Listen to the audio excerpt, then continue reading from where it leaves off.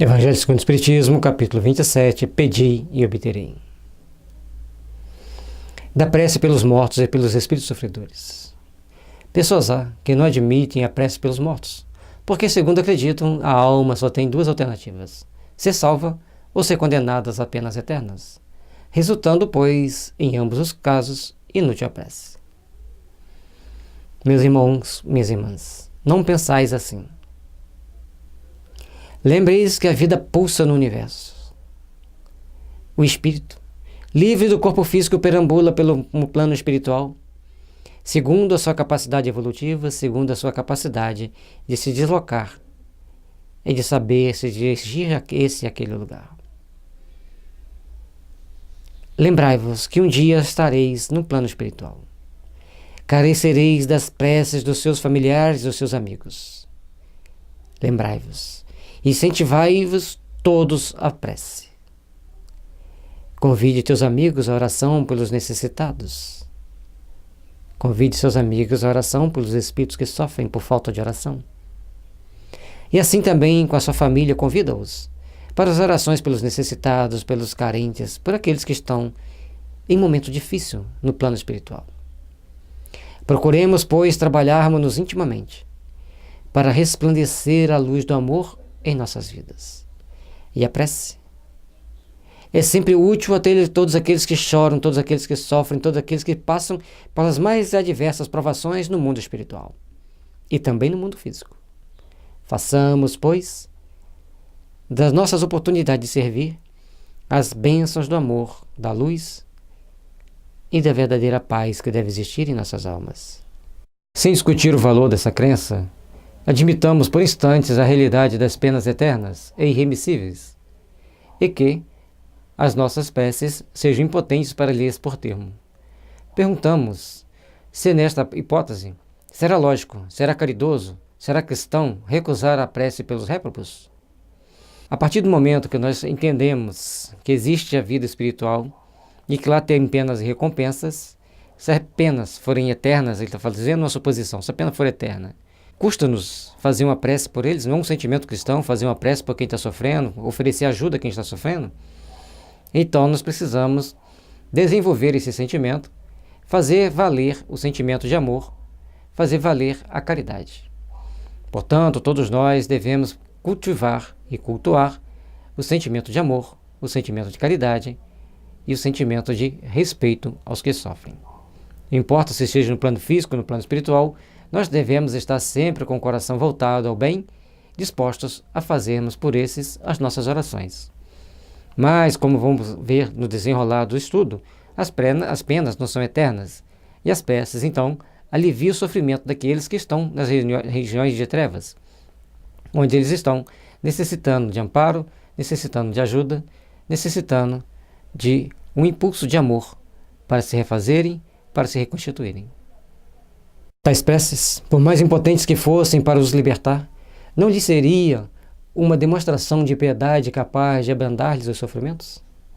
Na terra, quando um homem é condenado às galés perpétuas, quando mesmo não haja a mínima esperança de obter-se para ele o perdão, será defeso a uma pessoa caridosa aí carregar-lhe os grilhões para aliviá-lo o peso destes? Todos nós precisamos desenvolver o sentimento de bondade, desenvolver o sentimento de caridade. E na maioria das vezes nós tomamos de compaixão por alguma pessoa, mas ao vê-la desencarnada, esfria-se o coração. A pessoa esquece daquele momento, esquece que cada um de nós recebe o quinhão necessário para o seu processo evolutivo. E aí, cada um passa pelo seu sofrimento, cada um passa pelas suas dores. Torna-se necessário, pois, fazermos-nos melhores, procurarmos trabalhar intimamente para construir e edificar as bases que nos fortalecem, que nos impulsionam para uma manhã de paz, de fraternidade e de luz. Procuremos, pois, meus irmãos, fazermos-nos melhores, fazermos-nos espíritos mais condizentes com a vontade divina, espíritos que saibam realizar o bem, construir o bem e edificar o bem.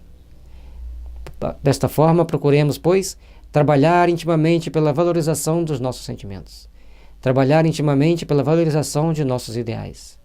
E com isso, edificarmos as forças do bem, do amor, da fraternidade em nossas vidas, para que possamos estar resplandecendo de luz. E como ele nos mostra, se uma pessoa que está sofrendo nos é lícito ajudá-la, então também é obrigação nossa ajudarmos os espíritos. Em sendo alguém atacado de um mal incurável, dever-se-á, por não haver para o doente esperança nenhuma de cura, abandoná-lo sem lhe proporcionar qualquer alívio? Falar que uma doença é incurável me incomoda muito, porque para a homeopatia todas as doenças podem ser curadas. Dentro dos tratamentos homeopáticos nós temos várias possibilidades. Logicamente que todos nós temos que morrer um dia, e a energia vital vai se escoando, vai se esgotando, e nós então passamos a ter a necessidade de nos ajudarmos, de levar ao outro algum tipo de benefício necessário ao seu processo evolutivo, ao seu aperfeiçoamento. Trabalhemos, pois, para fortalecermos-nos, trabalhemos, pois, para construirmos um mundo de fraternidade, um mundo de luz, um mundo de caridade, para que as bênçãos divinas estejam sempre nos fortalecendo, nos envolvendo e nos impulsionando para as grandes realidades que a vida nos oferece. Portanto, se a pessoa está sofrendo, ofereça-lhe alguma coisa para o seu alívio, nem que seja nossas orações, nem que sejam nossos bons pensamentos, nossos bons sentimentos. Lembrai-vos de que, entre os réprobos, pode achar-se uma pessoa que vos foi cara, um amigo, talvez um pai, uma mãe, um filho, e dizeis-se, não havendo, segundo credes, possibilidade de ser perdoado, esses entes, lhe recusaríeis um copo de água para mitigar a sede? Um bálsamo que lhe seque as chagas? Procuremos, pois, meus irmãos, entendermos a importância de fazermos o bem, porque a partir desse momento que entendermos a importância de fazermos o bem, compreenderemos a importância de fazermos o bem da forma mais apropriada, da forma que estivermos ao nosso alcance.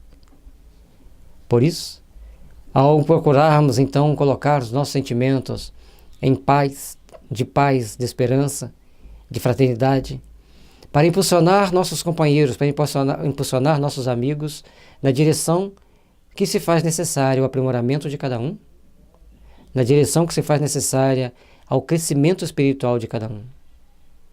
E para isso, precisamos de fazer a caridade, nos fortalecermos no bem, e logicamente que as nossas orações será o combustível que nos alimentará e alimentará a todos aqueles que estiverem conosco ao longo da jornada. Façamos o bem possível. Lembremos que no mundo espiritual existem muitos que sofrem, muitos deles amigos nossos. Filhos, pais, mães e irmãos, sabe Deus quem são. Mas são espíritos que necessitam da nossa oração, das nossas bênçãos, do nosso sentimento de fraternidade. Não farias por ele o que farias por um galé? Não lhes darias uma prova de amor, uma consolação? Quando aprendemos a necessidade do bem, aprendemos a necessidade de ajudarmos mutuamente.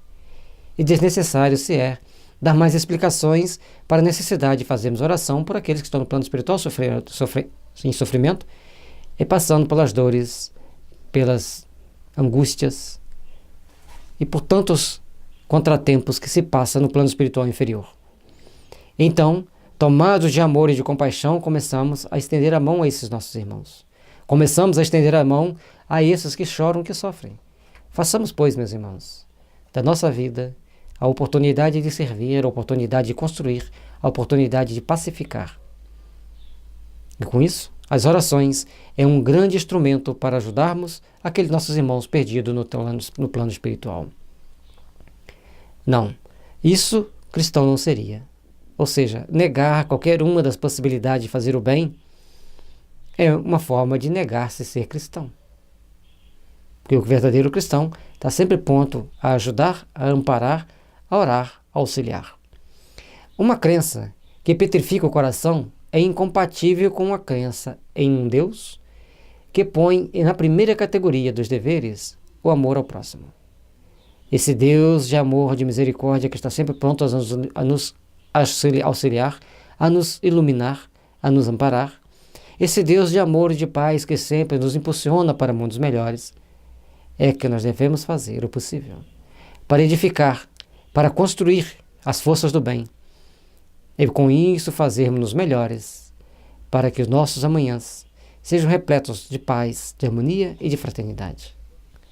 Procuremos, pois, construir um amanhã baseados nas bênçãos do amor, auxiliando sempre para podermos ser auxiliados, tendo sempre compaixão para que tenham também compaixão por nós. A não eternidade das penas não implica a negação de uma penalidade temporária, dado não ser possível que Deus, em sua justiça, confunda o bem e o mal. Ora, negar neste caso a eficácia da prece, fora negar a eficácia da consolação, dos encorajamentos, dos bons conselhos, fora negar a força que aurimos da assistência moral dos que nos querem bem. Tenhamos o sentimento elevado no amor, tenhamos a compreensão de todo esse amor que emana para nós e da longa caminhada que temos em direção à perfeição. E como ainda temos uma longa caminhada pela frente, precisamos aprender a empreender as luzes que nos identificam, que nos fortalecem, que nos impulsionam. Porque somente amando, servindo e construindo, estaremos fazendo o melhor possível pelos nossos corações, pelos nossos sentimentos, para que tudo resplandeça segundo a vontade de Deus. Jesus, alimente-nos com teu amor, inspira-nos com a tua sabedoria, cubre-nos com teu manto de amor, protegendo-nos das tentações e do ataque dos maus. Para que teu amor seja sempre resplandecente em nossas vidas, abençoe-nos, Senhor.